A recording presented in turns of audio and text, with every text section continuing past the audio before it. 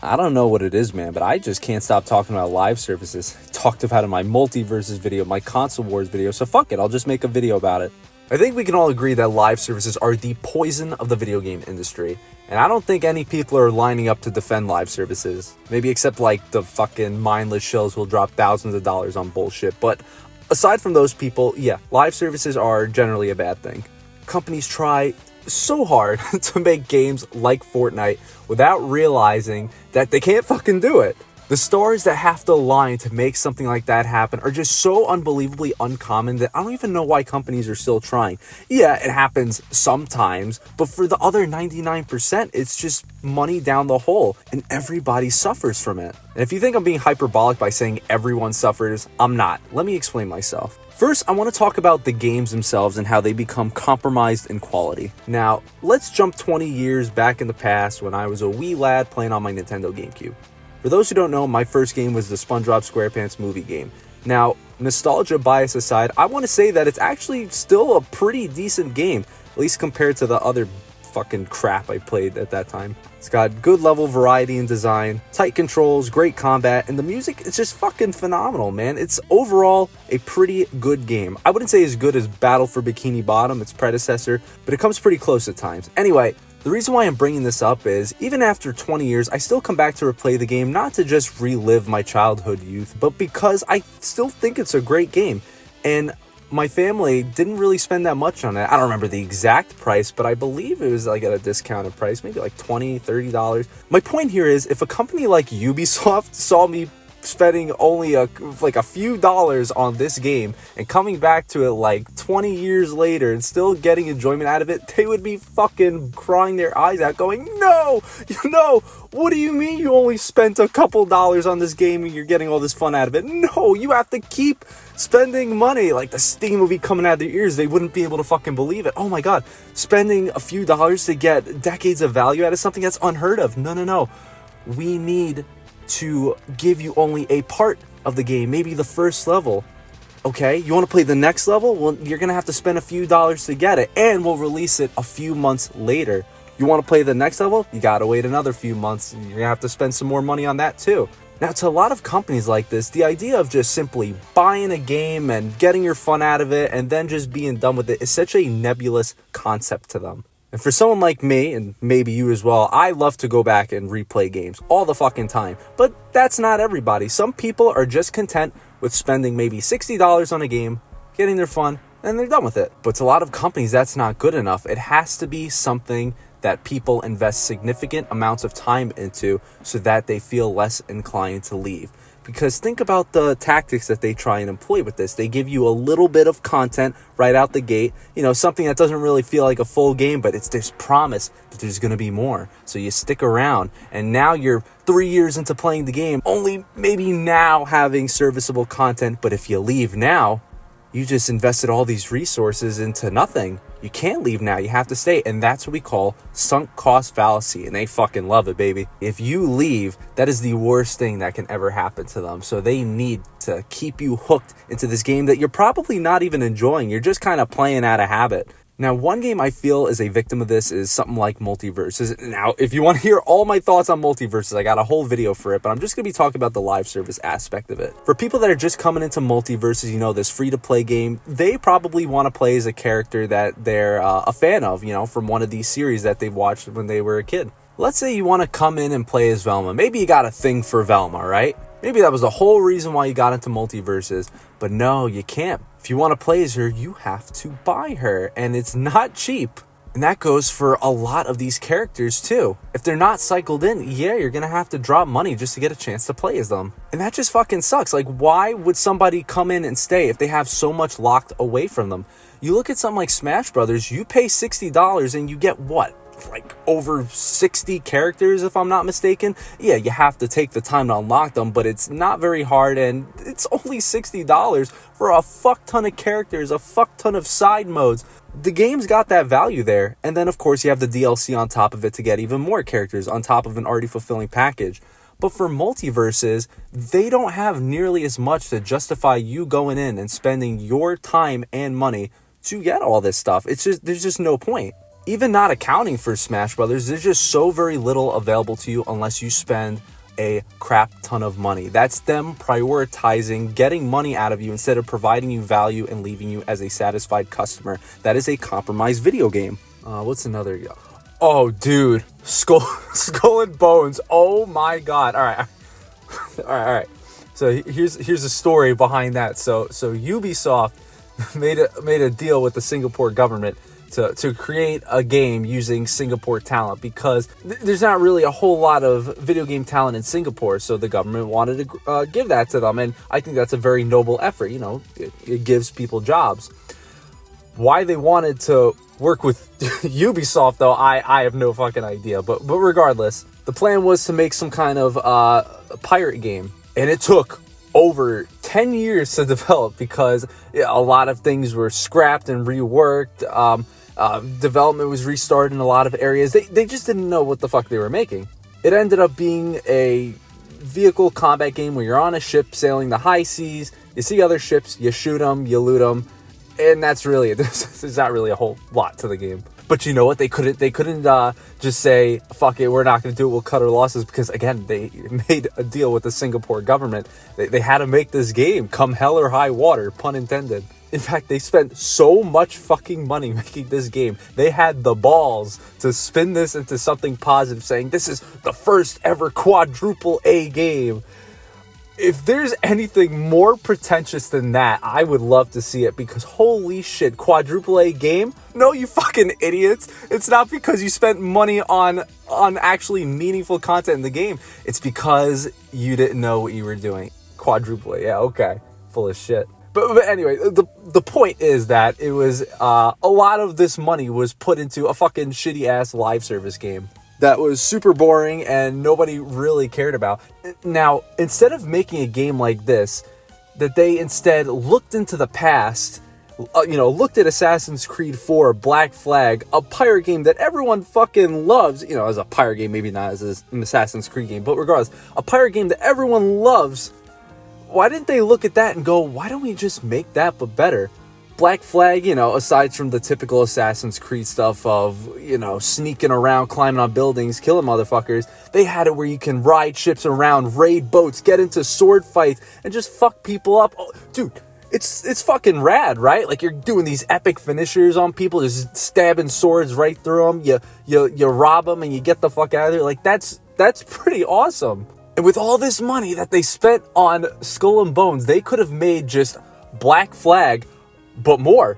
And if they did that, I think a lot of people would have been super down with that. Using Black Flag as a springboard. But no, they fucked up big time because they wanted to chase more live service slot, as Ubisoft does, of course. Yeah, I bet Ubisoft and the Singapore government were having a lot of fun splashing around in that pool. What a sinking ship. Oh, that's a good one.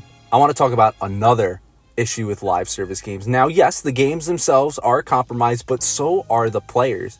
Rather than getting a nice, fulfilling game experience, they instead are blasted up the ass with so many fucking offers. You got all these things like microtransactions, all these offers for battle passes, and you got to do it soon or it's gone. Literally just fucking casinos instead of video games. Now, a lot of people like to blame Oblivion as like the ground zeros for this kind of practice, the whole horse armor thing. But I don't think it's entirely fair just to blame Oblivion as the sole reason for that. Because Oblivion was already a complete game that a lot of people enjoyed. And, now you have this extra content that you can buy. Is it stupid that you have to pay money to get armor for your horse instead of just earning it? Yeah, of course it's fucking stupid. But I guess a lot of companies looked at that and then went, we see a golden goose here. We should tap into that and exploit it. And it was those companies that took it to a degree that was so not necessary. And it just spiraled into madness from there. I remember in like the older Call of Duty games, instead of having gems or some stupid premium bullshit, they had it where you can use COD points that you earned in-game to get a lot of stuff like cosmetics and whatever. And you know what? That was fun. That was simple. And because these customers don't feel like they were gouged out of their money, they'll go, oh, of course I'll spend a few dollars to get a few more maps. I have no problem with that. I'm a satisfied customer. I will gladly buy more. And that is a perfect system. You satisfy your customers, and if you want to sell them more things after they're satisfied, there is nothing wrong with that. Now, with the current Call of Duty, these same COD points are just essentially the gems that you see in a lot of those other fucking bullshit like live service games. And oh boy, I was looking at the list of stuff that you can get from their like their current battle pass, and it just made my fucking head spin. Get like all these random items, you get some COD points in there too, then you also get like a boost to your experience points. Like, what the fuck is this? This isn't fucking Panera Bread. These aren't rewards programs where you get rewards points because you're a loyal customer. It's a fucking video game. Then for Fortnite, you got all these limited time bundles for all these skins. You gotta buy them now before time's up. Or Pokemon Unite, where these skins and characters cost like $20 or some shit. Like, what is going on here? You should play the game to get stuff, not pay the game to get stuff. You know what I'm saying? And it's crazy to me because people fucking buy this shit. It started with horse armor, yeah, and then I guess just this slippery slope just got more and more slippery, and now people are falling to the abyss below and just blowing their money. Now, maybe not the majority of people, because me, I never fucking spend money on this shit, but all it takes is a few whales, a few dipshits to spend all these thousands of dollars on things that they don't even own and can be ripped away from them at any time. And that's the company making profit. They don't give a fuck. The whales will support them. Maybe the occasional purchase here and there from normal people. It's out of control at this point. Players are just getting a lesser gaming experience from this. It's not a game that they're playing and enjoying. It's a game that they are investing their time into like a job. They're just playing it because of this sunk cost fallacy. This literally damages players in the sense that now you're pulling them away from gaming experiences where they could find a lot more fulfillment out of, and you're just putting them into these fucking like coal mines that you call video games. Like, I can imagine EA going, no, we don't want you playing Dead Space. No, because we want you to play Apex Legends. No, stay here forever. Spend money here forever. Like, it's not fucking cool, man. It's not fair to these people, especially those who really don't know any better and just get so heavily invested in these live services and feel like they have to stay.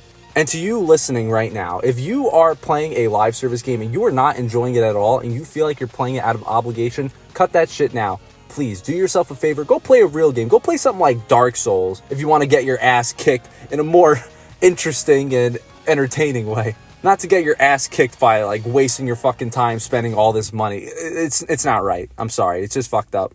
So, okay, we established that games are compromised, players are compromised. I think the last one in the trifecta of fuck-ups would be the companies themselves. I have said it time and time again, and I will say it once more. Companies that choose to make live service games are gambling. They're trying to hit the jackpot like Fortnite by investing all these resources into their own, but 99% of them simply don't win. Imagine if you knew somebody, right? Maybe they performed really well at work, had a really high salary, and then one day for fun they wanted to hit up a casino, and they see someone walking out the door saying, "I just won $1 million," and then your friend goes, "Oh man, well maybe I can win the jackpot too. Here, let me go in, just play a little bit. Let's just see what happens." So they play, and maybe they get like a pretty big win, maybe like $10,000. They go, "Damn, that was fucking crazy. Oh, I might have to go tomorrow. Maybe I can get something else." And then you know what? They lose all that $10,000 and they lose more. But instead of them just ducking out, they'll go, oh, I'm gonna have to recuperate these costs. Maybe I'll have to come back tomorrow. And they just keep losing money over and over and over again. And what is everyone gonna say about that person? Oh man, they used to be so hardworking. They just kind of lost their way. I don't know what happened to them. Oh, it's really tragic. It's really unfortunate. And you know what? That's the same with a lot of these companies. I remember when Ubisoft was consistently making bangers back in the day, but now what happened? They fell into a gambling addiction. So instead of making those real single player games again, working their honest job, making a decent salary, they were chasing those jackpot wins. They went to the casino and they never left. They're there for the long haul. And it's just terribly sad. It's like watching an addict that can't get out of that vicious cycle. And not only that, they're also investing in NFT games. So now they're doing the equivalent of heroin too. That's fucking great. And there's so many live services across so many companies that are just losers to the house. Babylon's Fall from Platinum Games. And listen, man, I fucking love Platinum Games. Bayonetta, Metal Gear Rising Revengeance, what else? Nier Automata. Absolute bangers. I fucking love the company, but I have no idea what happened here. Now, it's probably a decision of Square Enix, who were the publishers of this game, to have Platinum Games, a company who primarily makes single-player games, to make this live service game. And I don't exactly know what happened here. Just nobody seemed interested in it. You know, you had this company that normally doesn't make these kinds of games, and yeah, it fucking flopped. Nobody cared about it. So that was one. But we got, oh yeah, that's right. Marvel's Avengers, also from Square Enix, by the way, and Suicide Squad, Kill the Justice League. Even if you got big IPs backing these live service projects, it still is not enough to keep people invested. And yeah, both of them failed. Well, I remember with the Marvel Avengers game, like, people apparently did like the combat of that, but everything surrounding the combat was just not doing it for them. Like, again, it's a live service game, and people just don't give a fuck, unfortunately. Look at Suicide Squad, Kill the Justice League. You know, very similar situation to Babylon's Fall, where you get Rocksteady, people who primarily make single-player games, and then they make this fucking weird-ass, like, shooter-type game out of the Suicide Squad IP. Like, what were you thinking? They don't primarily fight with guns, and I remember that was a big turnoff for a lot of people. They don't fight with guns primarily, so why did you make it a shooter? They could have used their abilities. I don't know, man. Very confusing. Oh, here's another Ubisoft blunder. X-Defiant. Now, apparently people kind of liked X-Defiant too, you know, similar to Call of Duty, but I guess there weren't enough players playing it, and Ubisoft just pulled the plug without investing resources into it, without them letting it blossom slowly over time. They just fucking killed it. So that's great. And the king of them all, whew, Sony gave us a gift from God in the form of Concord. Now, I already talked about this in my previous video, but man, I just love Concord, man. I think it's such an interesting tale of how companies can fuck up so bad with making a game. Allegedly $400 million to make this, 8 years of development, and it lasted for 2 weeks. A fly literally could have watched the game's birth and the game's death. That's so crazy to think about, that a fly lives longer. Oh, Concord, listen, I could shit on Concord all fucking day, but I just want to talk about the live service element of it. Who knows, maybe I'll make a Concord video one day just to throw some fucking rocks at it, but I'm getting off the topic here. Yeah, a live service that nobody played the beta for, and then they thought it was a good idea to sell for $40. Yeah, no good, sorry. And that's not even factoring other issues like it having ugly characters and it just being like a lesser Overwatch to a lot of people. Listen, one day, I really do want to make a video on it. I know I'm tardy to the party here, but listen, man, just Concord, I will never not be fascinated by. This is art in front of us. A really, really disastrous piece of art. Yeah. I mean, what else is there to say? Live services, they just fucking ruin everything, man. They ruin the games themselves. The companies that try and make them just fall deeper and deeper into this money hole madness. And players are just left to play shitty experiences that oftentimes they feel stuck in because they invested too much time into. It's so manipulative, and this whole model is so stupid. Yes, I understand you can make a successful live service game, and there have been several up to this point, but you have to understand that you can only have so many people with so much time and so much money playing these games. And they're just too fucking many now. I think you have to be stupid to make a live service game hoping that this is the one people will go to out of all the other ones. It's not. It's something that you have to invest time into, and people have already invested their time in other live services. Why do these companies continue to bother and continue to poison the industry? No. I said before that live services were poison. No, it's more like a fucking nuke that destroys everything, that destroys the goodwill of players and the companies who attempt to make them. Now, a lot of people think we're gonna go into another video game crash, and I sincerely doubt that. The industry is still extremely profitable, but not only that, despite all the shit that's in this sea, there are a few treasures that float out of it, like all these amazing single player and indie games. a lot of the time, these indie games and single-player games become just as popular, if not more popular, than these shitty AAA games. I look at examples like Hollow Knight, Undertale, Cuphead in terms of indie games, and if you want to talk about single-player games, hell, one from Sony with Astrobot, that game, people absolutely love that game, more than fucking Concord, it seems. And that's really good on Sony for realizing that they should properly invest time into a single-player game and make it really good. And you know what? The fruits of their labor were heavily rewarded for that. And I could only hope that these companies can see that too. Just making great games will give you a good reputation and will help make you successful over the long term. It is not worth risking everything just for this one big short-term win. And ultimately, at the end of the day, that's what gambling is. And I hope these companies can grow out of it. Thanks again for watching, and I want to say that I'm really happy with the kind of discussion that happens in the comments. I understand that some of these topics I'm talking about may be divisive, but I really do respect that some of you take the time to provide proper counterpoints to me and to other people in the comments. It leads to a very productive conversation, and I hope we can continue it. Also, if you didn't know, I'm an indie game developer myself, and here's a 2D platformer I'm making called Mouseiker, which takes advantage of Mickey Mouse in the public domain, so feel free to check it out. Anyway, that's really it. I'm Nick Denoli. I'll catch you guys later.